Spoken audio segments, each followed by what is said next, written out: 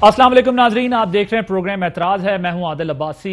डस्का का इलेक्शन उसकी गूंज जारी है और जो इलेक्शन कमीशन ने डस्का के ज़िमनी इंतखाब को कलअदम करार दिया है, उसके बाद पाकिस्तान तहरीक इंसाफ ने यह फैसला किया है कि उन्होंने इसको चैलेंज करना है और हाई कोर्ट में जो है वो चैलेंज करने का उन्होंने ऐलान किया है। दूसरी तरफ मुस्लिम लीग नून जो है वो इस फैसले पर काफ़ी खुश है और जो उनकी डिमांड थी कि पूरे हल्के में री इलेक्शन होना चाहिए, पूरे हल्के में री इलेक्शन हो रहा है, 18 मार्च को इलेक्शन होना है। लेकिन साथ ही चीफ इलेक्शन कमिश्नर ने गुज़िश्ता हफ्ते भी हमने इस पर बात की थी कि जो एफर्ट्स किए थे इस इलेक्शन को फ्री एंड फेयर बनाने के लिए, उस पर एडमिनिस्ट्रेशन की जानिब से जो पानी फेरा गया और उसका उन्होंने जो है वो बड़ा सख्त एक्शन लिया। चीफ सेक्रेटरी पंजाब को इलेक्शन कमीशन ने और इंस्पेक्टर जनरल आईजी पंजाब को ज़िमनी इंतखाब के दौरान जो लेटर प्रेस रिलीज सामने आई उसके मुताबिक अपने फ़राइज़ से गफलत बरतने पर 4 मार्च 2021 को तलब कर लिया गया ज़ाती हैसियत में। Election commissioner Gujranwala RPO Gujranwala range को मौजूदा ओहदों से तब्दील करके गुजरांवाला डिवीजन से बाहर भेजने की हिदायत की।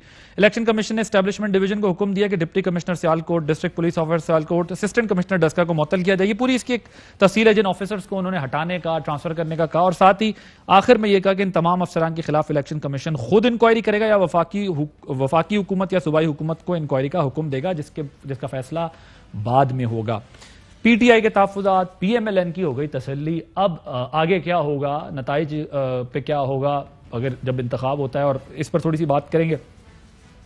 दूसरी तरफ एक और डेवलपमेंट कमाल ये हुई है कि पंजाब के अंदर 11 के 11 सेनेटर्स जो है वो मुंतखब हो गए हैं और ये बाहिमी इत्तेफाक से हुआ। परवेज इलाही साहब को क्रेडिट दिया जा रहा है। तहरीक इंसाफ और पीएमएलएन और काफ लीग अपने अपने सेनेटर्स लेके 1 और 3 लेकर आराम से तसल्ली से बैठ गए। ये क्या हुआ, ये दूसरे सूबों में क्यों नहीं हो सकता था, इस पर जरा बात करेंगे। और फैटफ के मामले पर भी थोड़ी बात होगी कि पाकिस्तान अभी तक ग्रे लिस्ट में ही है, कौन जिम्मेदार था, क्यों एक दूसरे पर आज भी अपोजिशन इन्हें जिम्मेदार और ये अपोजिशन को कहते हैं कि उनकी वजह से सारा कुछ हुआ, तो आज तक हम उससे निकल रहे हैं। तमाम मामलात पर बात करेंगे। अपने मेहमानों का तारुफ करा दूं। स्टूडियोज में हमारे साथ मौजूद हैं अली नवाज साहब, मुआविन खुसूसी वज़ीर आज़म के Pakistan Tehreek Insaf, thank you very much for joining us. Miftah Ismail sahab, senior रहनुमा पाकिस्तान मुस्लिम लीग नवाज के फॉर्मर फाइनेंस मिनिस्टर भी रहे। शादिया मरी साहब, सीनियर रहनुमा पाकिस्तान पीपल्स पार्टी की मेंबर नेशनल असेंबली हैं, फोन लाइन पर हमारे साथ मौजूद होंगी।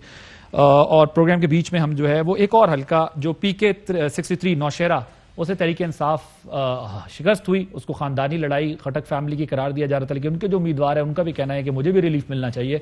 कोशिश करेंगे उस मसले पर भी थोड़ी सी बात करें कि हमें उस तरीके से नहीं सुना गया। जरा शिबली फराज साहब ने क्या बात की थी वजीर इत्तलात ने इलेक्शन के मामले पर, पहले जरा आपको सुनवाते हैं।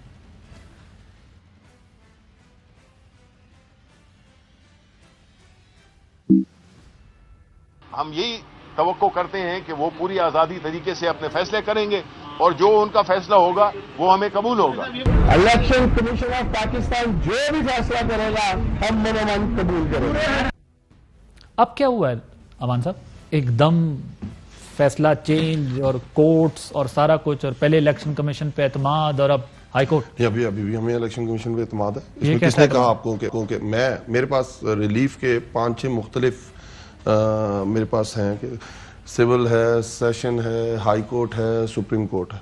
मैं ये कह रहा हूँ कि सिविल जज मेरे खिलाफ अगर फैसला देता है, मेरे मौक़िफ़ के अगेंस्ट है, तो मेरा एक राइट है कि मैं उससे ऊपर वाली अदालत में जाऊं और मैं कहूं कि मैं ठीक था, नीचे वाला जो फैसला है उसमें ये सुकम है। इसका ये कहीं मतलब नहीं है कि मैं निकल जाऊं रोड के ऊपर और कहने लग जाऊं, इसमें सुकम का नहीं मैं बताता हूं, कहने लग जाऊं कि मुझे क्यों निकाला। हम इस तरह की कोई बात नहीं कर रहे। हमने कहा इलेक्शन कमीशन ने एक फैसला किया, हम समझते हैं उसमें सुकम है। चीज़ ये है कि मैंने एक अदालत में गया, मेरे पे लेट्स सपोज मेरे साथ मेरी जायदाद पे कब्जा हो, मैं अदालत में गया और मैंने उसे कहा कि जिस बंदे ने मेरी ज़मीन पे कब्जा किया है इसे आप लाइफ सेंटेंस दें। मैं खुद कह रहा हूं कि मेरी ज़मीन पे कब्जा हुआ और मैं कह रहा हूं जिस बंदे ने किया था लाइफ सेंटेंस दे आप। वो किसी कोर्ट कहती है ठीक है, जब फैसला आता है उसे मौत की सजा दे देते हैं। वो कह रहे हैं भाई जब जो मुद्दई है वो कह रहा है कि मुझे लाइफ टाइम दे दें इसको क्योंकि इसने ये गलत किया है, और कोर्ट कह रही नहीं इसको मैं मौत की सजा दूंगी।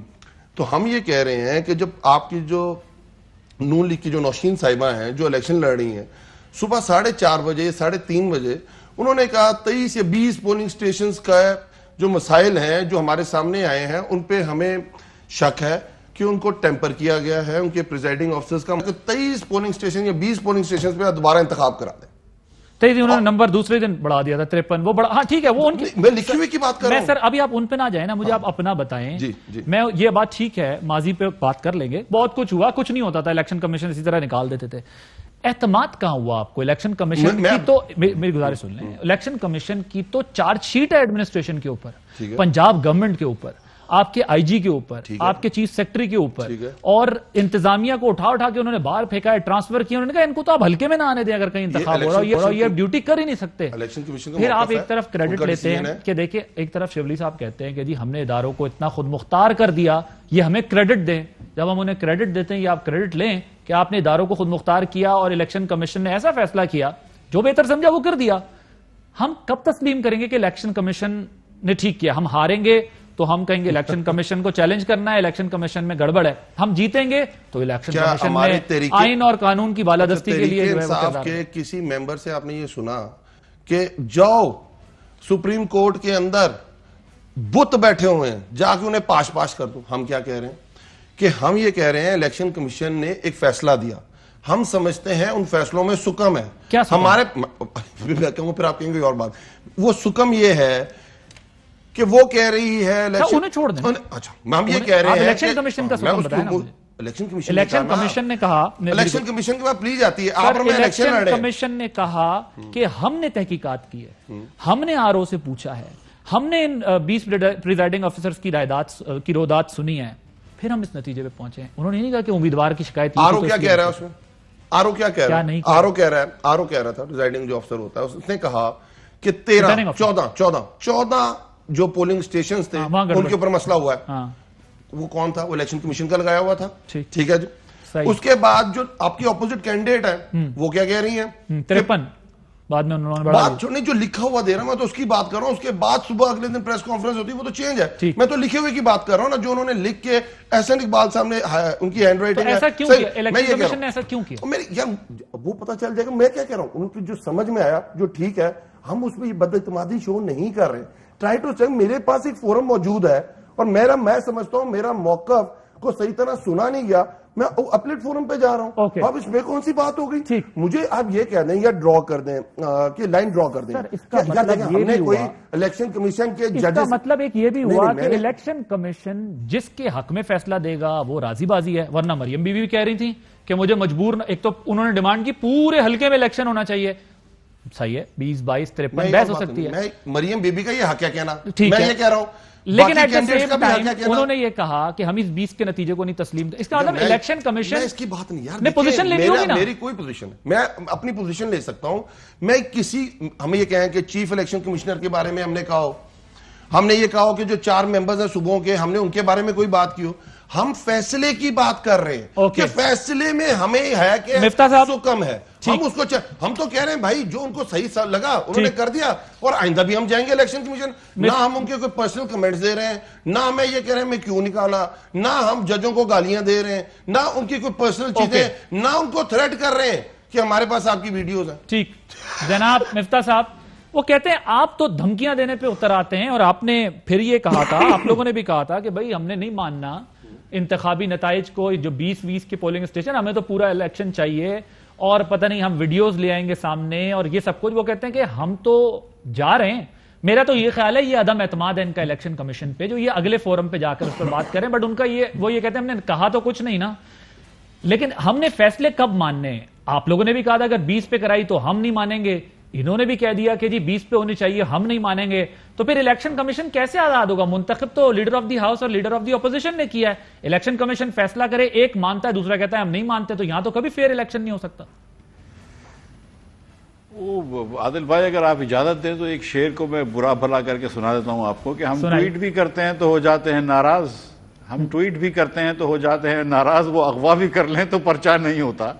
मैं तो कहता हूं ऐसे ही यार अली अमजद मल्ली को इलेक्शन कमीशन को जो है ना वो कर देना चाहिए कि वो जीत गया, बस उसको दे दें, उसको नेशनल असेंबली की सीट दे दें, कोई बात नहीं।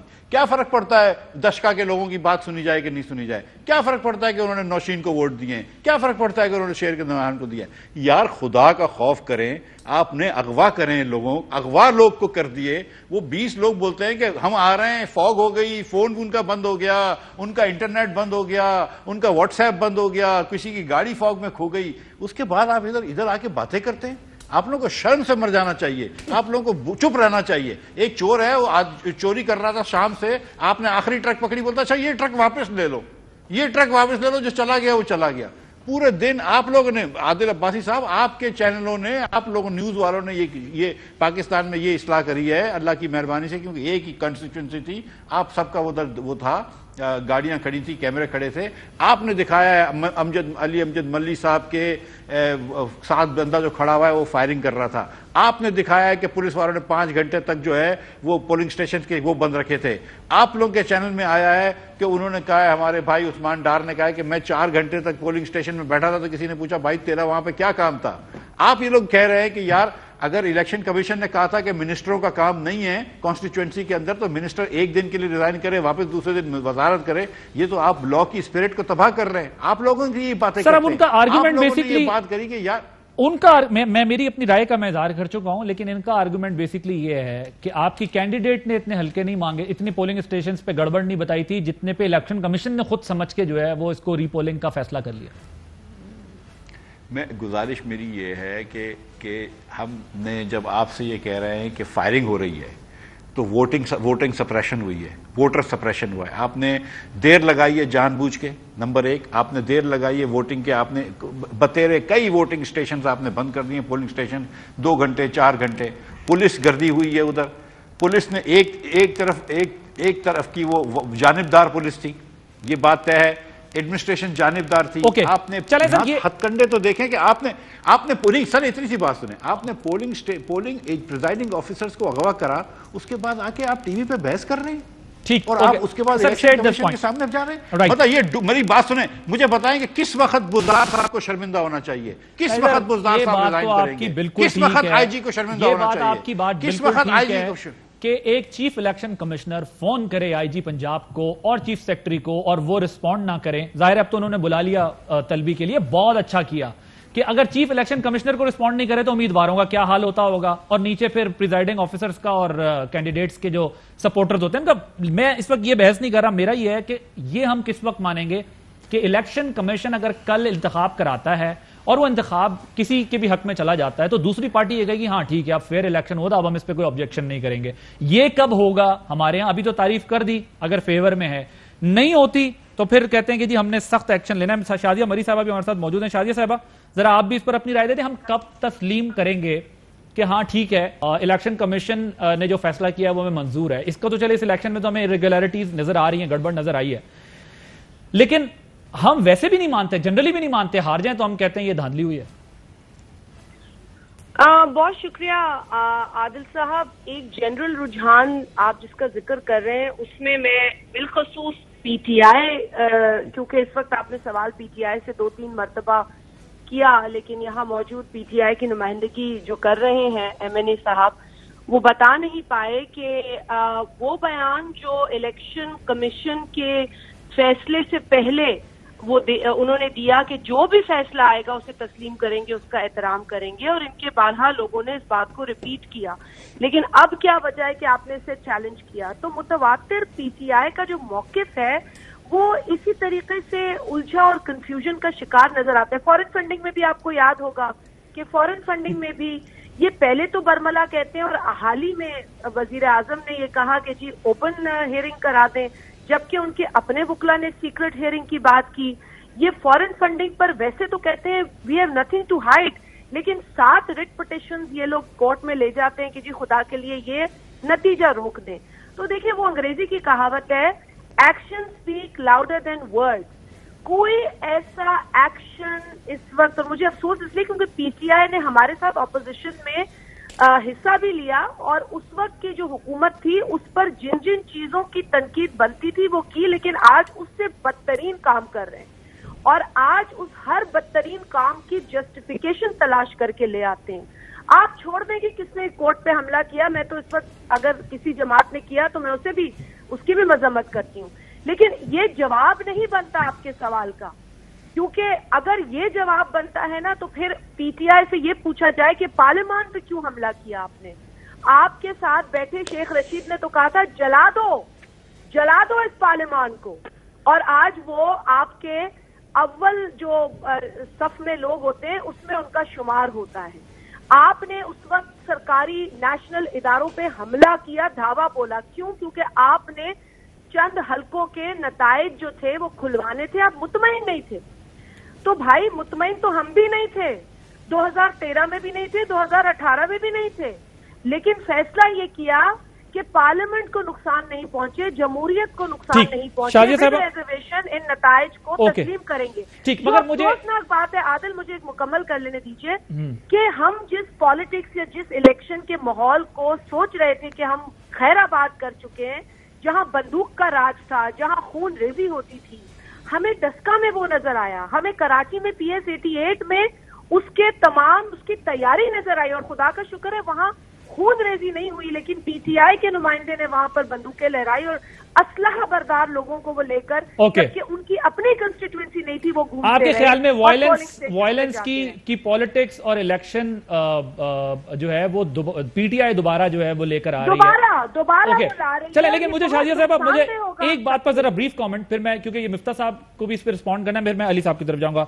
जब मुझे ये बताया, ये तो एक पहलू आपने बता दिया ना, मुझे ये बात दुरुस्त है कि इलेक्शन के प्रोसेस में अगर इलेक्शन कमीशन का इत्मीनान है तो ठीक है, और अगर कोई वाकई गैर कानूनी काम है तो आप उसको चैलेंज करें फोरम्स पे जाके। मरियम साहबा कहती हैं कि इलेक्शन कमीशन के फैसले को चैलेंज करना साबित करता है कि तुमने चोरी की है, वोट चोरी में मुलविस अफसरान को बचाना साबित करता है कि चोरी तुम्हारे कहने पर की गई है, दोबारा इलेक्शन से फरार साबित करता है कि तुम जानते हो तुम्हारी जमानतें जब्त कराएं, ठीक है।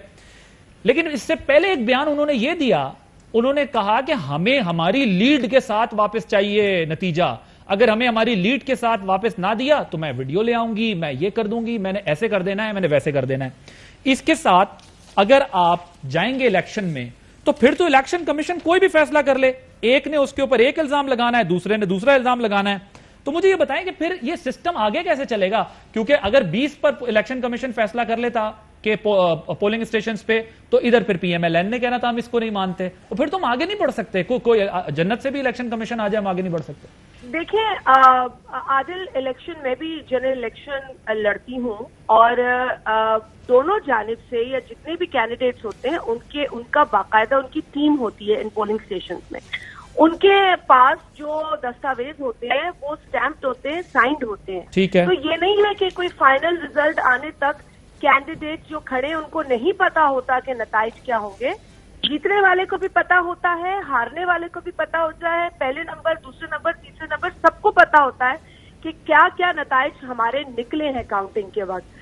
तो ये तो एक ऐसी कहानी नहीं, लेकिन इसमें एक प्रॉब्लम है ना, इसमें प्रॉब्लम ये है कि इलेक्शन से पहले मरियम बीबी ने रिजल्ट भी बता दिया था कि हम जीत गए, मुबारकबाद भी दे दी थी। मैंने उनका ये बयान नहीं सुना, बिकॉज PS 43 में सांगड़ में वहाँ इलेक्शन हो रहा था, मैं खुद वोटर हूँ, तो मैं उस वक्त सारा दिन हल्के में थी, और आपको पता है इलेक्शन के दिन इंसान वैसे ही कोई रिलैक्स होके टीवी तो नहीं देखता, तो और लाइट होती नहीं है 18 घंटे सांगड़ में। मगर अगर ऐसा किया है तो दुरुस्त किया है या गलत किया? देखिए मैं नहीं जानती, हम तो जानते हैं ना, बता रहे हैं आपको। मिफ्ता इस्माइल साहब से आप बिल्कुल लें, लेकिन मैं मिफ्ता साहब से लूंगा, मैं तो एक प्रिंसिपल पोजीशन की बात कर रहा हूँ शाजिया साहब। अगर मैं कह रहा हूँ, हमने सबने देखा है ना, हम तीनों जो यहाँ बैठे हैं, सुना है कि उन्होंने कहा हम जीत गए, गलत किया है, ठीक किया। देखें, अगर उन्होंने ये बयान दिया तो मेरे नजदीक उनके पास वही कैलकुलेशन फॉर्म 47 की होगी जो उनके अमले ने, उनकी टीम ने उनको बताया कंपाइल करके, क्योंकि ये हर जो बंदा खड़ा होता है, लेकिन इलेक्शन कमीशन के नतीजा अनाउंस करने से पहले तो नहीं हो सकता ना कि आप कहें हम जीत गए, जीत के उसका जश्न मुबारक। Unofficial compilation of different polling station results, ये हर इलेक्शन सेल जो बना होता है कैंडिडेट का, वहां पर होते हैं ये नतीजे। तो फिर ये नतीजा तो कुछ इनका प्लस गया, तो इन्होंने कह दिया हम जीत गए 20 पोलिंग स्टेशन। देखिए हर कैंडिडेट अपनी हाई मॉरल ग्राउंड पे बात जरूर करता है, लेकिन अगर एक वफाकी वजीर ये कह दे कि जी इलेक्शन कमीशन के किसी भी ऐलान को या किसी भी फैसले को हम कबूल करेंगे, देखिए अगर आप ये कह देते, अगर हमें फैसला, हम लीगल टीम से बात करेंगे, हमें उसमें सुकून नजर आया तो हम उसको यकीनन उसको चैलेंज करेंगे। तो स्पेस रखनी चाहिए ना। मुझे एक ब्रेक लेनी है। स्वीपिंग स्टेटमेंट क्यों देती है पीटीआई? ओके, ब्रेक के जरा जवाब दीजिएगा कि स्वीपिंग स्टेटमेंट क्यों देते हैं जी। एक ब्रेक के बाद पे बात हो। Welcome back. वो सर कहते हैं कि भाई आप लोगों ने एक तो दोबारा वायलेंस ले आए पॉलिटिक्स के अंदर, कराची से लेके डस्का तक, और दूसरी बात वो ये कहते हैं कि जी नतीजा देखें ना, आप मान नहीं रहे। अगर पूरे इंतखाब के अंदर इरेगुलरिटीज इलेक्शन कमीशन ने देखी है तो आप उसको कह रहे हैं कि नहीं ये हम आगे जाके कंटेस्ट करेंगे, और आप हर चीज में जो है वो अदालतों के पीछे जाके छुप जाते हैं। अच्छा, आपने जो भी खैर पीपल्स पार्टी की कैंडिडेट आई हुई हैं आपके साथ स्काइप, उन्होंने कहा कि आपने पूछा कि स्वीपिंग स्टेटमेंट्स दे रही है मरियम ने, तो आप क्या समझते? उन्होंने कहा पहले तो मैंने सुना ही नहीं, और फिर वो कहते हैं मुझे लाइट नहीं होती, बाकी सारी खबरें पता थी उनको बट ये वाली नहीं थी। और आखिर में आके वो कहती कसूर पीटीआई का है कि मरियम ने ये स्टेटमेंट दी। उनका ये मौक़िफ़ तो मुझे समझ नहीं है। फिर जो बात की ना मेरे भाई मिफ्ता ने, आज बड़ा इमोशनल हुआ और कह रहा है कि शर्म आनी चाहिए यार, आप ये चेक करें, ये अपनी लीडर की शायद उनकी तस्वीर भूल गई है, शायद वो बाहर गए, इनसे बात नहीं करते। आपको पता है जो बंदा पाकिस्तान की सियासत में काउंसलर ना बन सके और उसको पहले वजीर आला बना दिया जाए, फाइनेंस मिनिस्टर बना दिया जाए, उसको 2/3 मेजॉरिटी मिल जाए, वो पाकिस्तान की अदालतों से ना अहल पाए, दुनिया के पनामा स्कैंडल के बाद दुनिया में पूरी फैमिलीज की उसकी पिक्चर्स लगे, उसके वर्कर को शर्म आनी चाहिए कि उस बंदे के वर्कर को जो कह रहा है, जिसने ये मसला उठाया, पाकिस्तान में धांधली कोई मसला था? ये जो बात कर रही है जो भी पीपल्स पार्टी की है, आपको पता है भुट्टो साहब ने 1977 में क्या किया था? 1977 में इतने मगरूर प्राउड सरिया कहते हैं मेरे बंदों के खिलाफ कोई कागजात जमा करे और कैंडिडेट्स को अगवा कर लिया था। ये जो मिफ्ता इस्माइल साहब हैं, इनके लीडर ने पाकिस्तान में छांगा मांगा सियासत शुरू की। इनको 12 प्रेसिडिंग अफसर याद, इनको सैकड़ों की तादाद में एमपीएस एमएनएस भूल गए जिनको इन्होंने छांगा मांगा सियासत शुरू कराई थी, पैसा इन्वॉल्व किया था। ये बात आदिल भाई, अगर ये बात आपकी बिल्कुल ठीक है। नहीं, अब मैं थोड़ा बोल लूं उसके बाद, आपने बात बहुत अच्छी की है, इसमें नो डाउट अबाउट इट। आप कह रहे हैं वॉयलेंस हम लेके आए, मरियम की तकरीर चलाएं, ये इलेक्शन नहीं है, ये जंग है। वो आपके जो अब्बासी साहब हैं, जिनकी अभी बहन भी बन गई है मरूसी सियासत के तहत सेनेटर, मुझे एक बात बताएं, वो क्या कहते हैं? लोग असला लेके निकलेंगे, बंदे मरे तहरीके इंसाफ के, वॉयलेंस तहरीके इंसाफ कर रही है। इनकी इसका तो जवाब ही नहीं है। फिर मुझे एक बात बताएं कि नून लीग और पीपल्स पार्टी तो मुझे हैरत होती है, बेचारे उनको क्या लगे पंजाब में इलेक्शन है, इनके अल्लाह की कसम ये टिकट लेके घूम रहे होते हैं, कोई टिकट लेने को तैयार नहीं पंजाब में, इनका केपी में इनका मजाक नहीं। इनसे पूछे कि आप बता दें इस्लामाबाद जिस प्राइम मिनिस्टर, आप यकीन करें इधर लोकल गवर्नमेंट इलेक्शन हुए, किसी ने इनका टिकट अप्लाई नहीं किया।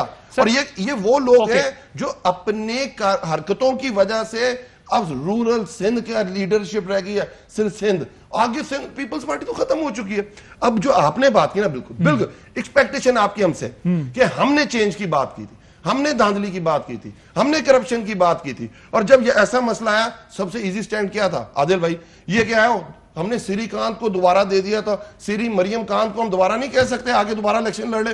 खान साहब ने कहा उसको, वो कह रहे हैं 20 पे इलेक्शन कराओ दोबारा, हमने कहा दोबारा 20 में इलेक्शन करा लेते हैं। उसके बाद जो डिसीजन है, मुझे सिर्फ ये है, मैं एज ए तरीके साहब बात कर रहा हूं, ये सुकम दूर होने चाहिए, मेरी बात नहीं, सुकम दूर होने चाहिए कि आइंदा आदिल भाई आप दे देखें ना, मसला क्या है? इलेक्शन कमीशन ये कह रहा है कि एक मामला सिर्फ 20 या 14 पोलिंग स्टेशन की तो रिपोर्ट आ रहा है, बट उन्होंने कहा कि ओवरऑल एक ऐसा माहौल बनाया गया था जिसके अंदर इंतखाब। अब मैं मानता हूं कि अगर माजी का इलेक्शन कमीशन होता तो उसके लिए कोई इशू ना होता, लेकिन आज का इलेक्शन कमीशन अगर ये समझता है कि माहौल नहीं बनाया तो अच्छी साइन है। कमीशन ने जो डिसीजन दिया, हम एक स्टेप आगे की तरफ बढ़े, पहले इदारे इतना स्टैंड नहीं लेते होते थे। आप लोग आदिल भाई और अफसरान को बचा रहे हैं। आदिल नहीं, नॉट एट ऑल। आदिल भाई मेरी बात जरा सुनिएगा, मैं क्या कहने की कोशिश कर रहा हूं। मैं ये कह रहा हूं कि हमें क्या डिसीजन लेना चाहिए, अली असजद मलिक को ये इलेक्शन में फाइल करना चाहिए, इस इलेक्शन के सुकम दूर करने चाहिए इस डिसीजन के, और उसके बाद फिर कहना चाहिए मत आओ पूरे इलेक्शन करने हैं, दोबारा लड़ने हैं। और आज इधर का नहीं,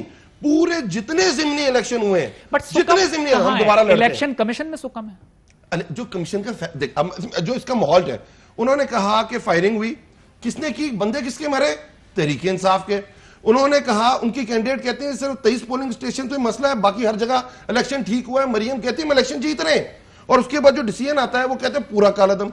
सर अगला इलेक्शन होता है कोई, क्योंकि आप फौज को इतनी गालियां देते हैं, फौज का इतना नाम बदनाम करते हैं, कोई उन्होंने तो कह दिया हुआ है कि हम तो ना अंदर ड्यूटी देंगे ना बाहर ड्यूटी देंगे, पुलिस की आप वर्दियां फाड़ देते हैं। तो बड़ा आसान है, जिस जगह मैं समझता हूं मैं इलेक्शन हार दूंगा, मैं वहां हंगामे बर्पा कर देता हूं। तो इसका मतलब ये तो फिर पाकिस्तान में इलेक्शन कमीशन भी जो आप लोगों ने मिलकर जो फैसला किया है वो सही इलेक्शन नहीं करा। नहीं, इलेक्शन करा मैं देखें इसमें सुकम देखें, हम क्यों कह रहे हैं इलेक्टोरल फॉर्म्स दोबारा होने चाहिए।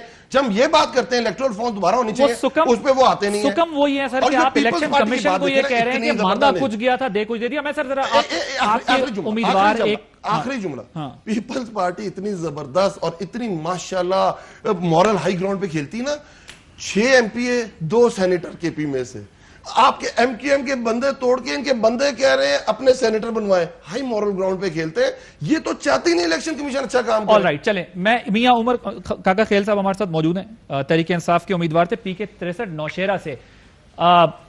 उमर साहब, आपका इलेक्शन कहते हैं कि जी ये तो खटक फैमिली की लड़ाई का नतीजा है जिसकी वजह से आप ये इलेक्शन हार गए, जबकि आपका क्लेम यह है कि आपके अपने हलके में बहुत इरेगुलरिटीज हुई हैं।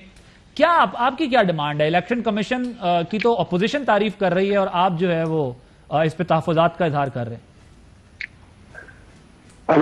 सर बहुत शुक्रिया, आपने मुझे इस प्रोग्राम में लिया। देखिए ऐसा है कि जहाँ पे खटक साहब के और उनके भाई की बात है, अक्सर ये बात आती है। देखिए उनके भाई को अगर मिनिस्ट्री से हटाया गया तो वो पार्टी की डिसिप्लिन पे हटाया गया। हर पार्टी की एक डिसिप्लिन होती है, उससे अगर मैं या कोई भी अगर बाहर निकले तो पार्टी के हैव राइट के वो उनको निकाले।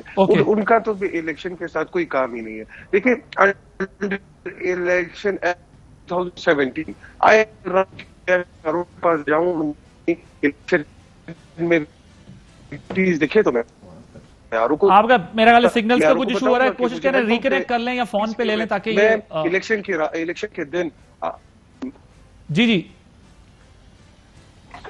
जी उमर साहब जरा मैं इलेक्शन के दिन आरओ को कॉल जी गो अहेड भाई साहब आवाज आ रही है? जी बिल्कुल आ रही है। आप अगर वन गो में मुझे बता दें, थोड़ा वक्त की कमी के साथ। मैं इलेक्शन के दिन मैं इलेक्शन के दिन अपने आरओ के पास जाता हूँ, अब मैं उनको कॉल करता हूँ, वो मुझे कहते हैं कि मैं आपको सुन नहीं रहा, पूरा अमला हमारे खिलाफ।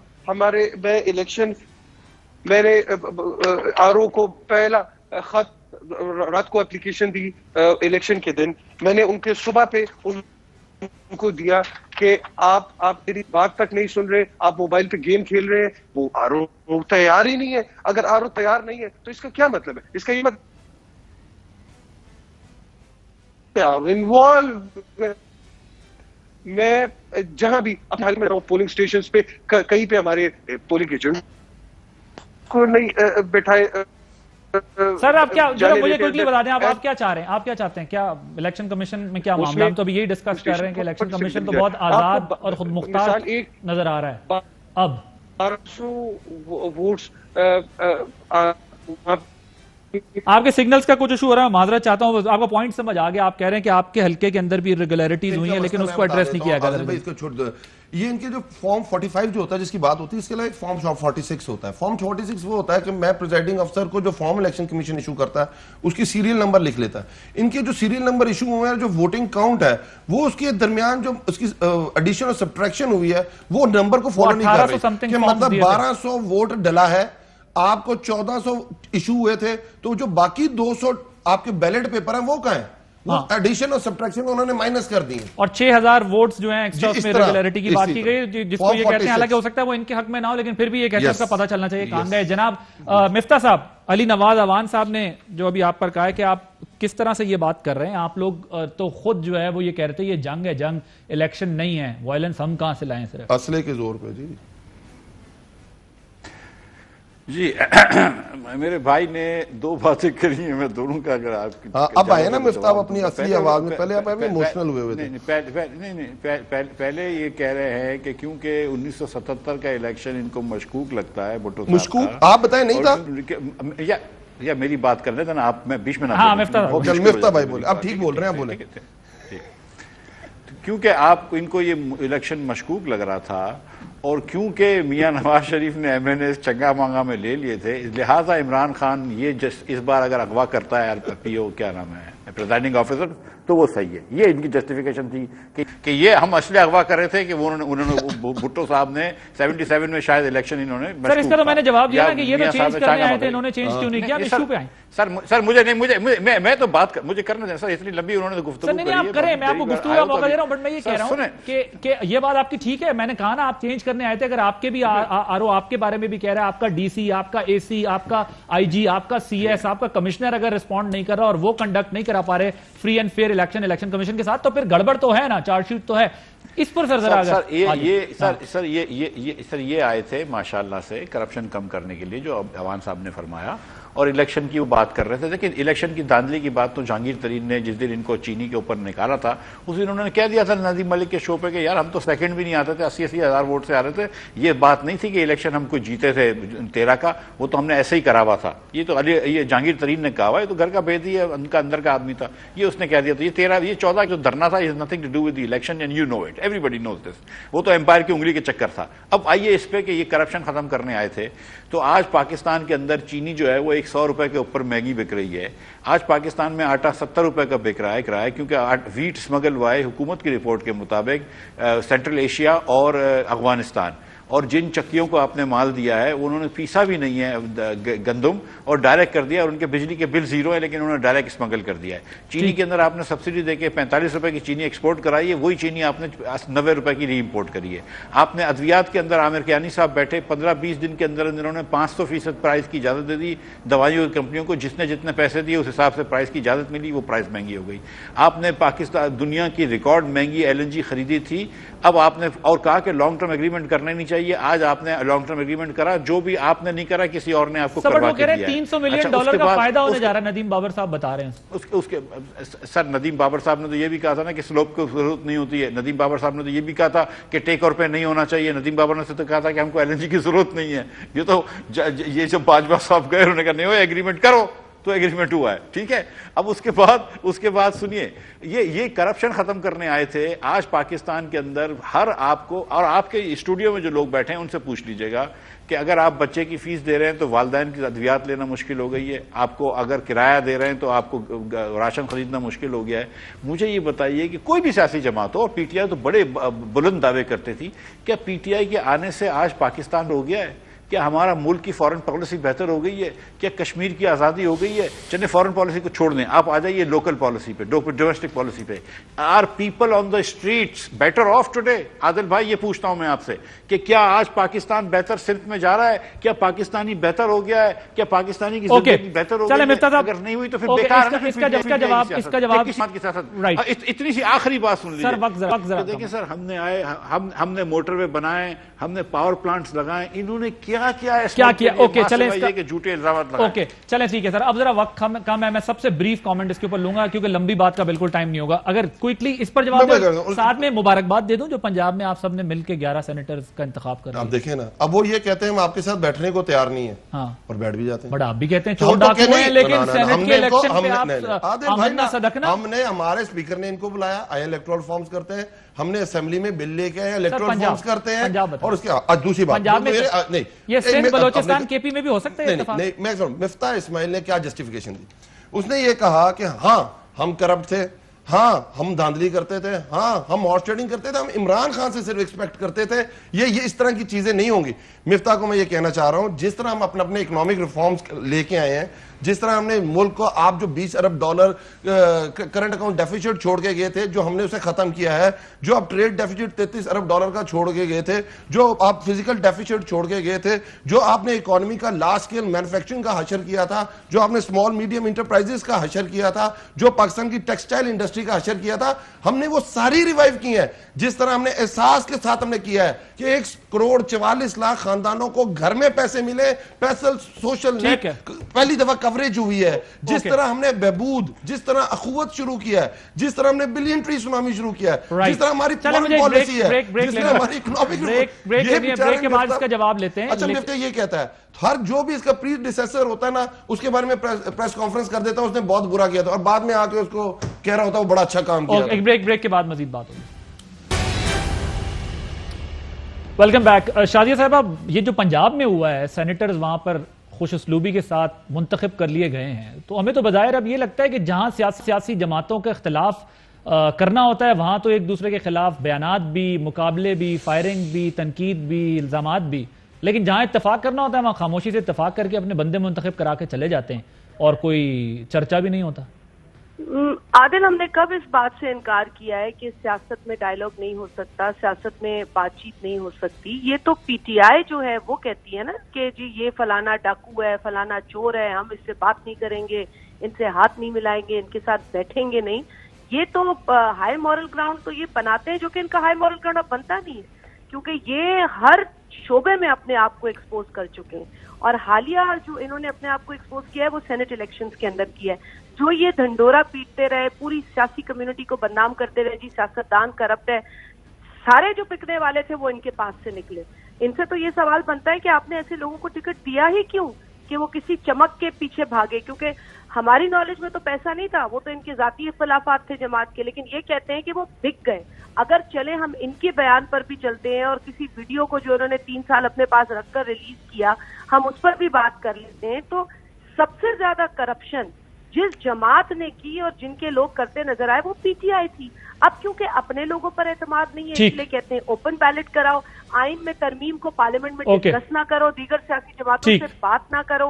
राइट, वक्त जरा कम है शाजिया साहब, मैं जरा मिफ्ता साहब की तरफ भी जाऊंगा। मिफ्ता साहब, ये जो पंजाब में किया है, अब सब ठीक हो गया है? आप भी इन पे तनकीद करते थे, ये आप पे करते थे, मिलके मुंतखब करा लिया अपने सेनेटर।